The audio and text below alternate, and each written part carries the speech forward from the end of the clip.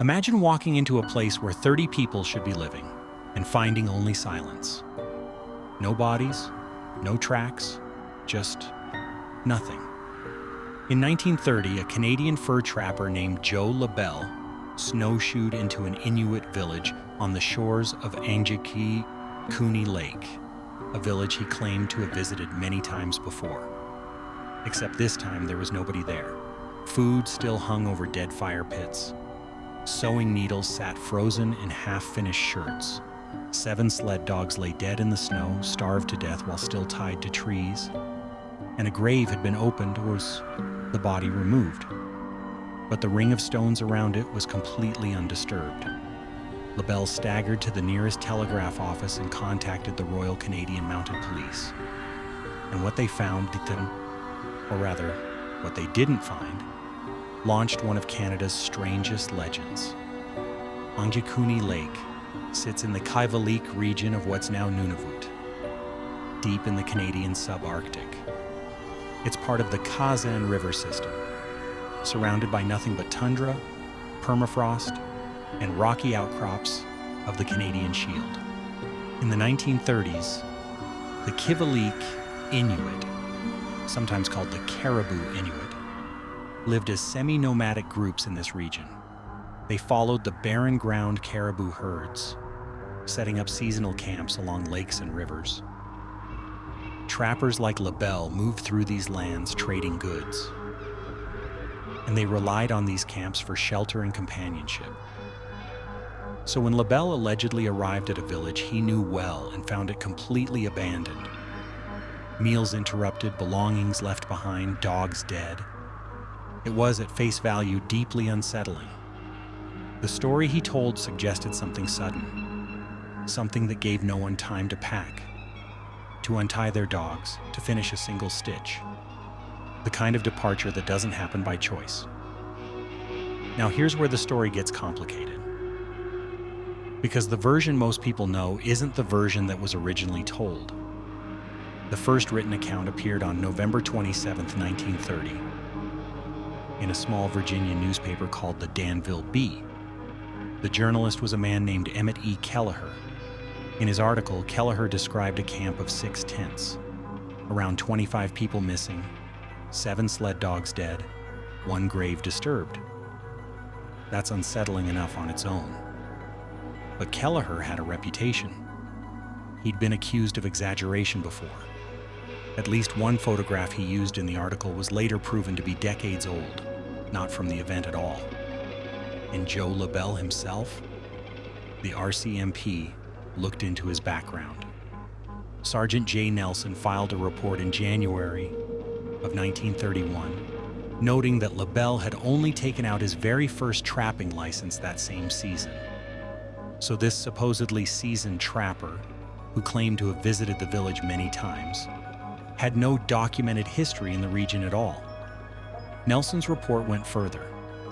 He wrote that he could find, quote, no foundation for the tale, but the story didn't die. It just waited. For nearly 30 years, the Angikuni disappearance sat dormant, until a man named Frank Edwards got hold of it. In 1959, Frank Edwards published Stranger Than Science, a best-selling collection of unexplained phenomena, and he included Angikuni Lake. But Edwards didn't just retell the story. He transformed it. The village population grew. The details became more dramatic. He misspelled the lake as Angikuni, an error that stuck for decades. Where Kelleher described one disturbed grave, Edwards implied entire graveyards emptied. Where the original account mentioned 25 people, later retellings pushed that number to hundreds, and eventually, in some versions circulating online, to 2,000. 2,000 people vanished from the tundra without a trace. Each author who touched the story added a new layer. UFO connections appeared. Mysterious lights in the sky were retrofitted into the narrative. The RCMP, who had explicitly dismissed the case, were recast as baffled investigators covering up something they couldn't explain. This is how urban legends work. The kernel gets buried. The embellishments become the story. And eventually, nobody remembers what was actually claimed in the first place. So what actually happened? Let's strip away the mythology and look at what we know. First, the RCMP. Their historian S.W. Horrell conducted a thorough search of the archives. No reports of a mass disappearance. No panicked trapper showing up at a detachment. No search parties dispatched. Nothing. The files are empty because, according to the RCMP, there was nothing to file. Second, Inuit oral history. The Kivalliq Inuit have maintained rich oral traditions for generations. Stories of hardship, migration, encounters with outsiders, all preserved and passed down. But there is no reference to a vanishing village at Angikuni Lake. Not one. If an entire community had disappeared, that would be a defining event. It would be remembered. It isn't. Third, the nature of Inuit life in the 1930s. These were semi-nomadic people. They followed caribou. They moved camps seasonally. A trapper arriving at an empty camp was not unusual. It was expected depending on the time of year. Dead sled dogs could indicate a hard season or disease.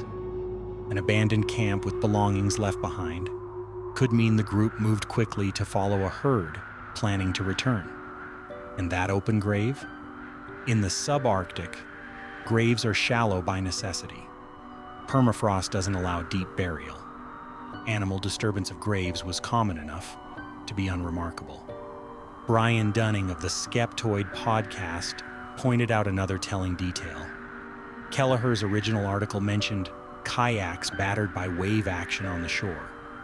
But in November in the subarctic, the lake would have been frozen solid. There are no waves on a frozen lake. It's a detail that only makes sense if the person writing it had never been there. Here's what I think is the real story. And it's not about a vanishing village. It's about how a minor exaggeration in a small-town newspaper became an international legend. Joe Labelle may have arrived at an empty camp. That part could be true. An empty Inuit camp in the subarctic, sometime in 1930, but instead of the mundane explanation that the group had simply moved on, Labelle or Kelleher or both dressed it up. Dead dogs, open graves, the eerie stillness of abandonment, good material for a newspaper article in Virginia, where nobody was going to trek to the Canadian tundra to fact check. And then Frank Edwards, 3 decades later, turned a minor curiosity into a full-blown paranormal event, and the internet finished the job. What's fascinating about Angikuni isn't the disappearance, it's the anatomy of a myth. You can watch it evolve in real time from a 25-person camp to a 2,000-person village, from one grave to 100, from a trapper's tale to alien abduction. Every generation adds something. Nobody subtracts. And eventually, the truth doesn't matter anymore. The story has its own gravity. Angikuni Lake is still there. It's still remote, still beautiful in that stark, subarctic way. Rocky outcrops of the Canadian Shield, tundra stretching in every direction, the Kazan River threading through it all. The Kivalliq Inuit still live in the region. They never vanished. They were never taken. Their communities endured through colonization, through relocation policies, through the kind of real hardships that don't make for easy campfire stories. Maybe that's the most important thing to remember. The real history of the Inuit in the Canadian Arctic is full of genuine tragedy and genuine resilience. It doesn't need a manufactured mystery. The village that vanished overnight never vanished at all. It was invented, first by a trapper looking for attention, then by a journalist who didn't check, then by an author who knew a good story when he saw one. And now it lives on because we'd rather believe in the impossible than accept the ordinary.